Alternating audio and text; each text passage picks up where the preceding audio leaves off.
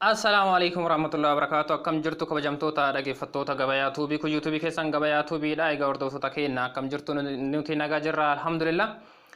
Hordoftoota keenya kun tamsaasa yeroo hundaa gabayaa tuubirraa isiniif darbu jechaadha. Gabayaa tuuba akkuma beekamu meeshaalee Itoophiyaa keessatti argaman gatii isaa fi iddootti argama isaa hunda isin biraan akka ga'u beekamaadha jechaadha. Guyyaa har'aas akkuma dura baratame meeshaa Itoophiyaa keessatti argamu kan namoonni hedduun gaafattanii gatiin isaa beekuu barbaannaa meeshaan kun nuuf dhiyaatu jettan gaafii keessan irratti hundaa'uudhaan deebii isiniif ta'a kan jenne meeshaa tokko qabannee isiniif dhiyaannee jirra jechaadha. Kanaaf yeroo jalqabaatiif gara YouTube chaanaalii keenyaa dhuftan subscribe gochuu hin dagatina. Odeeffannoo asirraa argattan hiriyoota keessan biraan ga'uuf share godhaa, like godhaati, waan isinitti tole kamooyyuu like godhaati. Kanaaf waan gaafii isinitti ta'e hundaa nu gaafadhaati, nuti ammoo isiniif deebisuudhaaf qophiidha yeroo kamooyyuu taanaani. Kanaaf haga xumuraa qophii keenyaatti wajjin turaan affeerraa kenna. Arabiyaan Majlisii Itoophiyaa keessatti gatiin isaa maal fakkaata, darajaan isaa ammoo sadarkaan isaa maal fakkaata jettanii warri kana dura gaafee isinitti ta'e bitachuu barbaaddanii beekuun isaa ammoo isin rakkise guyyaa har'aa haaluma salphaan deebii isaanii argattu jechaadha. Kanaaf akkaataa isin diizaayinii isaa as keessaa filattanii bitachuu dandeettanitti haala mijeessinee isiniif dhiyeessineerra jechaadha. Kanaaf hanga xumura qophii keenyaatti nu hordofa. Dhumarratti ammoo tuyyuu odeeffannoo waliigala isaa waan darbuu fi viidiyoo hanga dhumaa yoo hordoftani haaluma salphaan informaationa guutuu isaa argachuu dandeettan jechaadha.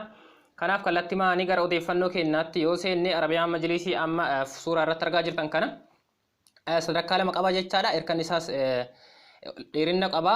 Meeshaan kun meeshaa biyya alaati jechaadha. Biyya alaarraa kan dhufe biyya keessatti yeroo gurguramu Arabiyaan Majlisiin kun sadarkaa lama qaba. Kan biyya keessaa fi kan biyya alaa jedhamee akkas gurgurama. Kun ammoo tuyyuu meeshaa cimina guddaa qabu jechaadha. Warri meeshaa kana bitachuu barbaadda qarshii 65,000 haaluma salphaan bitachuu dandeettan jechaadha. Kanaaf inni ammoo meetira 12 Arabiyaan Majlisiin kun meetira 12 meetirri 12 kun qarshii 65,000 bitachuu dandeettani. Woo ammoo tuyyuu walakkaa isaa bitachuu barbaaddan walakkaa kana qooddanii jechaadha qarshii 32 haaluma salphaan bitachuu dandeettan jechaadha. Walakkaa isaa warri barbaaddan walakkaan isaa ammoo meetira 6 warri bitachuu barbaaddan qarshii 32 bitachuu dandeettan jechaadha. Dabalataan inni amma suuraa irratti argaa jirtan kun sadarkaa takka qaba, furdina guddaa kan hin qabne jechaadha. Inni ammoo biyya keessaati. Isa kana warri bitachuu barbaaddan qarshii 46 bitachuu dandeettan jechaadha. Innis akkuma kaani meetira 12 kana qarshii 46 bitachuu dandeettanii. Warri walakkaa isaa ammoo bitachuu barbaaddan gatii kana bakka lamatti qooddanii 23 haaluma salphaan bitachuu dandeettan jechaadha.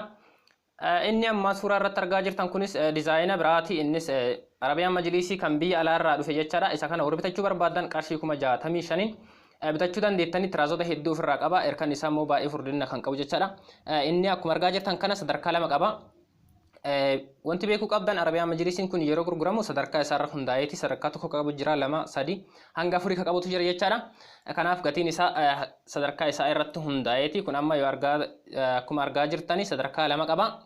Inni sadarkaa lama qabu kun meetirri 12 qarshii 65,000 bitachuu dandeettan jechaadha. Walakkaa isaa bitachuu barbaaddan ammoo akkuma dura isin hin jedhe qarshii 32 yoo qopheessitan walakkaa isaa meetira 6 bitachuu dandeettan jechaadha. Dabalataan inni amma argaa jirtan kun meeshaa baay'ee tokko bareedaa dheerina guddaa qaba. Tiraazota hedduu ofirraa qaba jechaadha. Akkuma argaa jirtan kana furdinas qaba. Sadarkaa lama haa ta'u malee meeshaa sadarkaa 3-4 qabu caalaa furdina guddaa qaba jechaadha.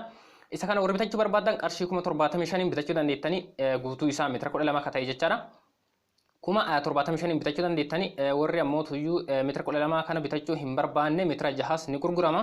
Meetira 6 kana qarshii 1000 walakkaa qooddanii qarshii 32 haaluma salphaan bitachuu dandeettan jechaadha. Soorii dhiifama qarshii 47 bitachuu dandeettan jechaadha walakkaa isaa. Guutuun isaa ammoo tuyyuu meetirri 12 qarshii 75,000 bitachuu dandeettanii. Meeshaa baay'ee tokko bareedaa furdinas qaba. Dabalataan inni amma argaa jirtan kun diizaayina biraati. Innis furdina guddaa qaba. Sadarkaa lama haa ta'u malee meeshaa sadarkaa 3-4 qabuun walqixa. Tiraazotas hedduu ofirraa qaba. Erkan isaas dheerina guddaa qaba jechaadha. Innis Arabiyaan Majlisii biyya alaati. Isa bitachuu warri barbaadan guutuun isaa meetirri 12 qarshii 75,000 akkuma isa dura darbee kana jechaadha. Walakkaa isaa bitachuu barbaadan qarshii 47 bitachuu dandeettanii. Meeshaa baay'ee tokko bareeda. Inni amma argaa jirtan kun diizaayina biraati. Innis qarshii 75,000 bitachuu dandeessanii. Dheerina guddaa lafarraas baay'ee kan hin qabne garuu erkan isaa furdaadha. Tiraazota hedduu ofirraa qaba. Meeshattii jidduu jirtu tana waliin teebilii jidduu jirtu tana waliin qarshii 75,000 bitachuu dandeessan jechaadha. Meeshaa baay'ee tokko bareeda. Inni argaa jirtan kunis Arabiyaan Majlisii diizaayina biraati. Innis meeshaa biyya alaati. isa bitachuu yoo barbaadan innis gatiin isaa wal fakkaataadha. Sadarkaa lama haa qabaatu malee furdina qaba. Akkuma argaa jirtan inni jala sadarkaan diimaan mul'atu kuni baay'ee tokko furdaadha jechaadha. Innis ammoo tuyyuu qarshii 75,000 bitachuu dandeettanii guutuu isaa meetira 12 meetira 6 warri barbaadan ammoo walakkaa isaa warri barbaadan qarshii 47,000 haala salphaan bitattanii qabeenya keessan gochuu dandeettanii itti fayyadamuu dandeessan jechaadha.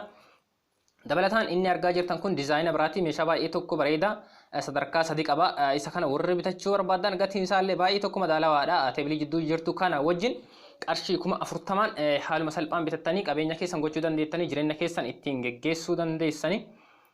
Inni amma argaa jirtan kun ammoo Arabiyaan Majlisii diizaayina biraati guutuu isaati jechaadha. Inni kun qarshii 50,000 bitachuu dandeettanii sadarkaa 2 darajaa 2 qaba jechaadha. Inni darajaa 2 qabu kana meetira 12 qarshii 50,000 bitachuu dandeettanii teebilee jidduu jirtu wajjin innis yoo ammoo tuyyuu gimmaasha isaa meetira 12 guutuun isaa meetira 6 yoo barbaadan qarshii 25,000 bitachuu dandeessan jechaadha.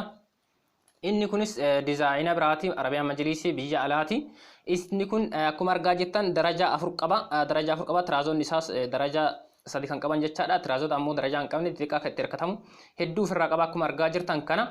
Isa bitachuu barbaadan guutuun isaa meetirri 12 qarshii 68,000.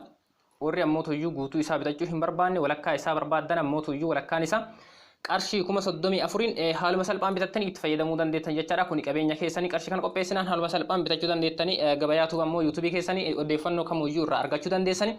Wanta ammoo asirratti odeeffannoon darbine gaafattanii akkaataa information isaa akkasiin dhiyaatu yoo gaafattan haaluma salphaan deebisaa argachuu dandeessan jechaadha. Kanaaf dabalataan ammas Arabiyaan Majlisiin amma argaa jirtan kun sadarkaa 2 qaba. Akkuma argaa jirtan meeshaa baay'ee tokko bareedaa furdina cimaa qaba. Teebilee jidduu jirtus dheerina guddaa lafarraa qabdi. Tiraazonni argaa jirtanis akkuma argaa jirtan baay'eedha. Isa kana warri bitachuu barbaadanii meetira 12 guutuu isaa jechaadha. Qarshii 50,000 haaluma salphaan bitattanii qabeenya keessan gochuu dandeessanii jireenya keessan guyyaa guyyaa ittiin geggeessuu dandeessan jechaadha. Dabalataan ammoo inni amma argaa jirtan kun sadarkaa 3 qaba. Innis Arabiyaan Majlisii gosa biraati. Meetira 12 meetirri 12 isaa qarshii 64,000.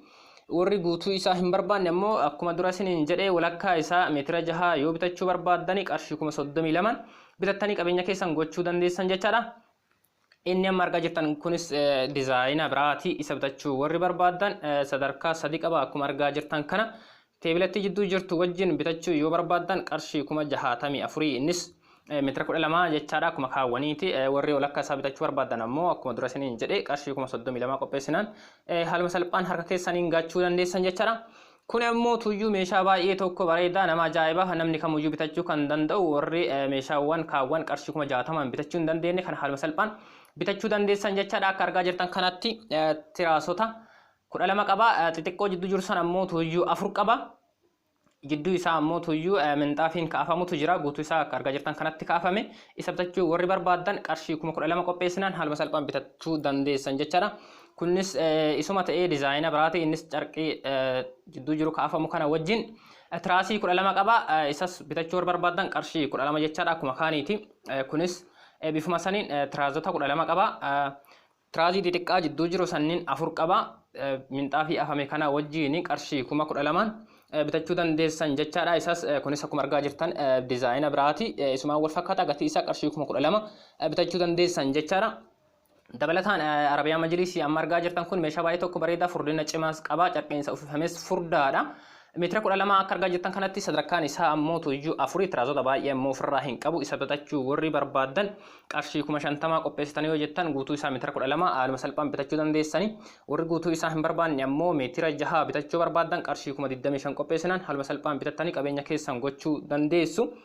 Dabalataan ammoo kunis akkuma tiraazota kana dura Arabiyaan Majlisii amma dura isin mul'isaa ture tiraazota 12 qaba. Xixiqqaa jidduu jiru 5 qaba. Kun waan isaan caaluun keessaa tokko kuwwan 4 qaba. Kun ammoo tuyyuu 5 qaba. Innis gatiin isaa tokkuma qarshii 12,000 haaluma salphaan bitattanii itti fayyadamuu dandeessanii. Kunis akkuma sana dabalataan ammoo odeeffannoo biraa argachuuf lakkoofsa gubbaa irratti barreeffame kanaan bilbiltanii yoo jettan haaluma salphaan argachuu dandeessanii. Inni kun ammoo tuyyuu diizaayina biraati. Wanta baay'ee tokko namatti tolu gatiin isaas kan oliin kaane itti fayyadamuufis wanta baay'ee tokko namaaf mijaa'u akkuma argaa jirtan kana minxaafii guddatu jidduutti isaatti afama. Duubarraan ammoo tuyyuu hirkata qaba. Kunis ammoo bitachuu yoo barbaadan qarshii 22,000 haaluma salphaan bitachuu dandeessan jechaadha. Dheerina guddaa qaba meetira 12 dheerinni isaa garuu ammoo tuyyuu walakkaa isaatitti gurguramuun hin danda'amu guutuu isaa akka jiru kanatti meetira 12 roga sadiin irra jira roga sadii irra jiru kun hundinuyyuu walitti jira jechaadha gargar bahuu hin danda'amu. Dheerina guddaa qaba isa bitachuu barbaadan qarshii 22 haaluma salphaan bitattanii itti fayyadamuu dandeessu. Inni kunis dizaayinuma isa fakkaatu bifaan wal garaagarummaa qabani tiraasota xixiqqoo jidduus qaba akkuma kaanii jechaadha. Erkanni isaa ammoo tuyyuu kan walitti jiru rogaa rogatti adda cituu kan dandeenye jechaadha. Roga tokkocharraan kan jiru meetira 4 gara kaaniis 4 gara kaaniis 4 walii galatti meetira 12 jechaadha. Minxaa fi jidduu afamee jiru kana waliin isas bitachuu barbaadanii qarshii 22 haaluma salphaan bitattanii itti fayyadamuu dandeessan jechaadha. Dabalataanis kunis Arabiyaan Majlisii biraati kan biyya alaati isa bitachuu warri barbaadan qarshii 64 bitachuu dandeessanii akkuma argaa jirtan kana sadarkaa sadii qaba tiraasota hedduu qaba teessoo jidduu jirtus bareedduu qaba. Kanaaf warri isa bitachuu barbaadan qarshii 64 haaluma salphaan meetira 12 isaa bitachuu dandeessanii warri guutuu isaan barbaanne ammoo meetira 6 qarshii 32 haaluma salphaan bitachuu dandeessanii. Dabalataan inni amma argaa jirtan kunis sadarkaa sadii qaba Arabiyaan Majlisii biyya alaati jechaadha. Furdina cimaa qaba carqinis uffifamee jirus furdaadha. Teebilii jidduu jirtus waa'ee tokko bareedduudha akkuma argaa jirtan kana isa bitachuu warri barbaadan qarshii 64 qopheessitanii jennaan haaluma salphaan meetira 12 isaa bitachuu dandeessu. Warri ammoo guutuu isaa hin barbaanne walakkaa isaa meetira 6 qarshii 32 bitattanii itti fayyadamuu dandeessan isiniin jedha. Egaa hordoftoota keenya odeeffannoo waa'ee Arabiyaan Majlisii irratti guyyaa har'aa isiniif qopheessine kanuma hanga ammaa hordofaa turtanii kanaafi meeshaa kana iddoon itti argattan magaalaa Shaashamannee ganda duwwaa tokko daandii guddicha gara magaalaa Baalee Roobee dabarsu irratti argama jechaadha. Isarra ol deemtanii haaluma salphaan argachuu dandeettanii makkaa kaaffee jalatti. Kanaaf odeeffannoon guyyaa har'aa qabanne kanuma hanga ammaa hordofaa isinii dabarsaa turre. Warri yeroo jalqabaatiif gara YouTube chaanaalii keenyaa dhuftan subscribe gochuu hin dagatinaa. Wanta odeeffannoo asirraa argattan hiriyoota keessaniif dabarsuudhaaf ammoo share godha. Kanaaf like godhaa nu jajjabeessaati. Odeeffannoo biraatiin hanga yeroo biraa walitti deebinutti nagaan nuuf tura.